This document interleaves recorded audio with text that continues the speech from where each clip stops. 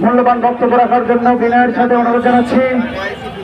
বিগত দিনে বাংলাদেশ আউটসোর্সিং কর্মচারী ঐক্য পরিষদের পাশে থেকে ভর্তি পরামর্শ দিয়ে এবং এই আউটসোর্সিং এর পক্ষ নিয়ে বিভিন্ন পত্রিকায় যার লেখা আসে সেই মহান ব্যক্তিত্ব জাহাঙ্গীরনগর ইউনিভার্সিটির শিক্ষক জনাব মাহমির্জা ম্যাডামকে তার মূল্যবান বক্তব্য রাখার জন্য অনুরোধ জানাচ্ছি। জনাব মাহমির্জা। এই যে দুইটাই টাকা পাই দিব। ধন্যবাদ। আমাকে এখানে সম্মানিত করার জন্য এখানে যারা রয়েছে তারা সকলেই শ্রমিক আন্দোলনের দীর্ঘ ইতিহাস তাদের রয়েছে এবং আমি প্রতিনিয়ত তাদের কাছ থেকে শিখেছি। আর সবচেয়ে বড় কথা আজকে আপনাদের এই যে এত মানুষের একটা সম্মিলন, এই যে শ্রমিক কর্মচারীদের এত বড় একটা সমাবেশ, আমার কাছে মনে হচ্ছে এটা ইতিহাসের একটা ভীষণ সুন্দর মুহূর্ত। কারণ একদিকে আপনারা যেরকম নিপীড়নের শিকার, একদিকে আপনারা নিপীড়নের শিকার এবং শ্রম আইনের লঙ্ঘনের শিকার এবং আপনাদের সাথে যে অত্যাচার হয়েছে সেটা আসলে বলার ভাষা নাই আমাদের। কিন্তু আরেকদিকে যখন দেশের বিভিন্ন প্রান্ত থেকে, দেশের বিভিন্ন জেলা উপজেলা থেকে এত শ্রমিক কর্মচারী যারা নিপীড়নের শিকার হয়েছেন, অন্যায় অত্যাচারের শিকার হয়েছেন, তারা যখন একসাথে হতে পারেন একটা রাজধানী শহরে, এতগুলো মানুষ একটা অত্যন্ত ন্যায্য নৈতিক এবং যৌক্তিক দাবিতে যখন এত মানুষ একসাথে হয়, তখন সেটা অবশ্যই ইতিহাসের একটা অত্যন্ত গুরুত্বপূর্ণ এবং ঐতিহাসিক মুহূর্ত আপনাদেরকে লাল ঝালানো। সত্যি কথা বলতে কি, আমরা গার্মেন্টস শ্রমিকদের উপর যে নিপীড়ন হয়, যে অত্যাচার হয় সেটা জানি, নির্মাণ শ্রমিকরা যে অত্যাচারের শিকার হয় সেটা জানি, রিক্সা অটো রিক্সা চালকদের কিছুদিন পর পর উচ্ছেদ করা হয়, রুজি রুজি থেকে উচ্ছেদ করা হয়, সেটা আমরা দেখি। এটা আমরা সবসময় দেখেছি সরকারি, যে সরকারি আসুক, বিশেষ করে আমাদের গত যে আওয়ামী মাফিয়া সরকার ছিল, আমরা সবসময় দেখেছি যে সরকার শ্রমিকের সাথে তার যে ব্যবহার, সেই ব্যবহার আসলে কতটা শ্রমিক বিদ্বেষী, তারা শ্রমিকের উপর কতটা নির্দয় বর্বর নিপীড়ন চালান সেটা আমরা পরিষ্কার। কিন্তু আমরা আসলে শ্রমিক বলতে বুঝাচ্ছি গার্মেন্টস শ্রমিক, যাদের উপর অবশ্যই গার্মেন্টস শ্রমিক, নির্মাণ শ্রমিক, রিক্সা চালক, অটো রিক্সা চালক, আমরা তাদের উপর অত্যাচার হয় আমরা তাদেরকে দেখি এবং তাদেরকে শ্রমিক আন্দোলন থাকার চেষ্টা করি। এখানে লিস্ট করা আছে, এই যে সরকারি আউটসোর্সিং কর্মচারী তারা যে এই ধরনের নিপীড়নের শিকার হচ্ছেন বছরের পর বছর ধরে, এবং এটা সরকারি কাজ করতে গিয়ে সরকার নিজেই শ্রম আইনের লঙ্ঘন করছে প্রতিনিয়ত, এটা কিন্তু আপনারা এই আন্দোলনের মাঠে না, আপনারা আন্দোলন শুরু করেছেন তখন থেকে আমরা জানতে পেরেছি যে কি অদ্ভুত একটা সিস্টেম বাংলাদেশে এখানে চালু আছে, যে সরকারি কাজ, স্থায়ী কাজ 1 বছর, 2 বছর, 3 বছর, 5 বছর, 10 বছর, 15 বছর, এমনকি 20 বছর পার হয়ে গেছেন অনেকে, তারা স্থায়ী কাজ করছেন, সরকারের গুরুত্বপূর্ণ সার্ভিস প্রদান করছেন জনগণকে, কিন্তু তাদেরকে সরকার নিজে নিয়োগ দিচ্ছে না, তাদেরকে সরকার একটা অদ্ভুত ঠিকাদারি সিস্টেমের মাধ্যমে নিয়োগ দিচ্ছে, সেই নিয়োগের মাধ্যমে আবার কোটি কোটি টাকার নিয়োগ বাণিজ্য হচ্ছে এবং সেটার আবার বলে গেলেন যে সেটার আবার মধুর ভাগ পাচ্ছে সচিবালয়ের লোকজন, সেটার মধুর ভাগ পাচ্ছে অর্থ মন্ত্রণালয়, সংশ্লিষ্ট মন্ত্রণালয়, যারা যারা রাখছেন সেখানকার বড় বড় কর্মকর্তারা। আমি শুধু বলতে চাই যে সরকারি স্থায়ী কাজের ক্ষেত্রে যেই কাজ বছর বছর পার হয়ে গেছে, সেই কাজকে আউটসোর্সিং কোম্পানির মাধ্যমে নিয়োগ দেওয়া, এটা কোনোভাবেই যৌক্তিক না এবং নৈতিক না, এবং এটা বরখেলাপ, এবং সরকার নিজেই শ্রম আইনের ভায়োলেশন করে, শ্রম আইনের বরখেলাপ করে একটা অন্যায় করছে, এবং যেটার কারণে কে এই ঠিকাদারি প্রতিষ্ঠান, কারা এটাকে চালু রাখতে চাচ্ছে, তাদের বিরুদ্ধে আসলে তদন্ত করতে হবে, ইনভেস্টিগেট করতে হবে যে তাদের আসলে স্বার্থটা কি, কে কত টাকা পাচ্ছে, কোথায় টাকার ভাগ বাটোয়ারা হচ্ছে, আওয়ামী আমলে কারাই ভাগ বাটোয়ারার শিকার হয়েছে, কারাই ভাগ বাটোয়ারার ভাগ পেয়েছিলেন, এবং আওয়ামী লীগ সরকারের পতন হয়েছে কিন্তু মাফিয়া সিন্ডিকেটের তো পতন হয়নি এই আমলা কামলার। তারা তখন যারা ভাগ পেয়েছিলেন সেটা একটা কথা, আর এখন যারা ভাগ পাচ্ছেন সেটাকে চিহ্নিত করতে হবে।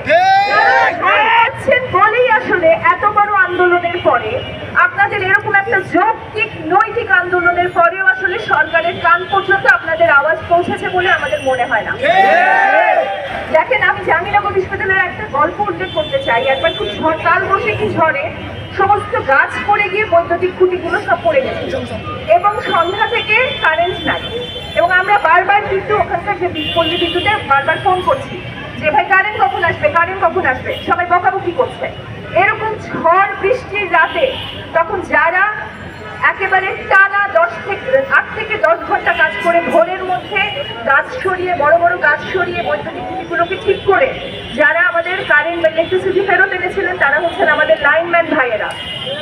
জানি না এখানে আছেন কিনা তারা। আমি তাদেরকে ধন্যবাদ দিতে চাই, কারণ তারা যে কাজটা করে যান, এবং এটার ভিতরে আমরা জানি যে আউটসোর্সিং এর মাধ্যমে তাদের নিয়োগ হয়, তারা যে কাজটা করে যান সেটার স্বীকৃতি আমরা সভ্য সমাজে বসে দেই না। একইভাবে এই যে ঢাকা ওয়াসার পাম্প অপারেটর ভাই রয়েছেন, ওয়াসাতে যারা কাজ করছেন, আমি জানতে চাই যে একজন লাইনম্যান ছাড়া যেমন বাংলাদেশের বিদ্যুৎ বিভাগ চলবে না, একটা ঢাকা ওয়াসার এই আউটসোর্সিং কর্মচারীদের ছাড়া আপনি একদিন চালাতে পারবেন বাংলাদেশের পানি? তার মানে কতটা গুরুত্বপূর্ণ একটা সরকারি কাজের অংশ আপনারা, কিন্তু সেই স্বীকৃতি তো আপনারা পানই না। এটাকে সরকারি কাজ হলেও এটাকে এই কাজের যে মর্যাদা সেটাকে তো দেওয়া হয় না, উল্টা বছরের পর বছর ধরে আপনাকে যেরকম ঝুলিয়ে রাখা হয়।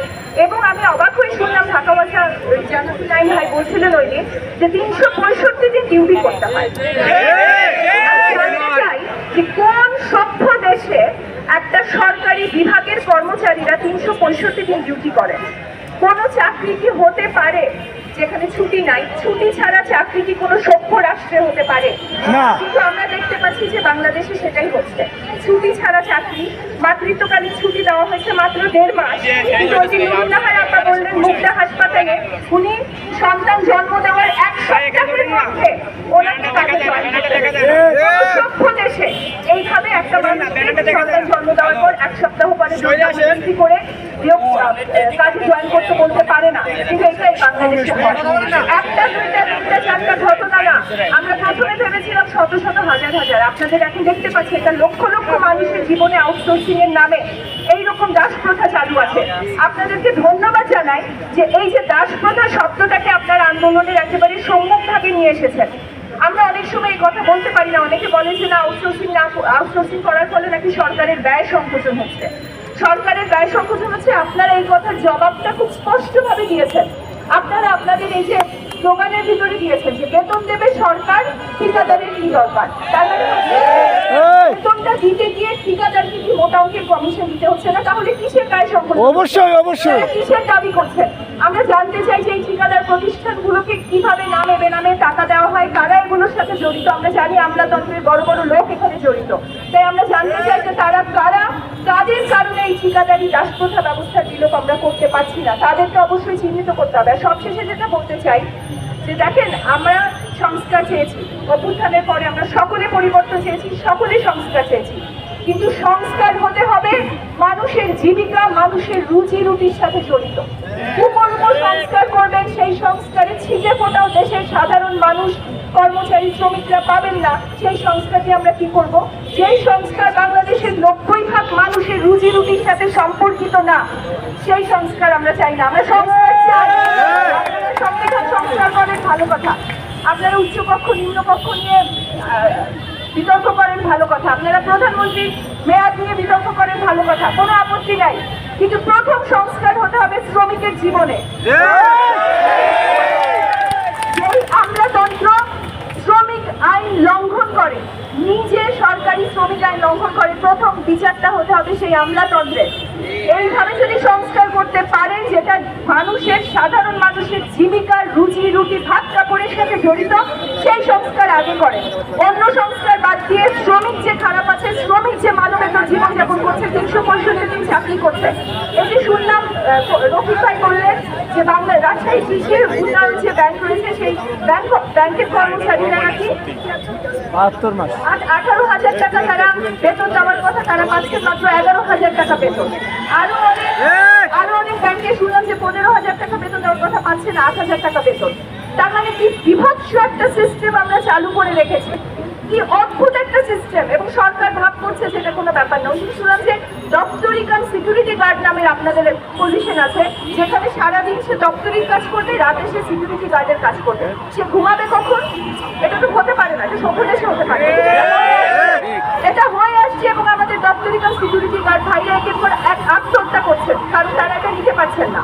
তো এই যে নিপীড়ন, এই যে জুলুম, এইভাবে যে নির্যাতন করা হচ্ছে আপনাদের সাথে, এবং আপনারা যে আজকে এসেছেন এবং আপনারা বলছেন যে ঠিকাদার এই দাসপ্রথা বিলুপ্ত করতে হবে, ঠিকাদার প্রতিষ্ঠানগুলোকে ঝেঁটিয়ে বিদায় করতে হবে, এবং সরকারের স্থায়ী কাজে স্থায়ী নিয়োগ মন্ত্রণালয়ের আন্ডারে সরাসরি হতে হবে।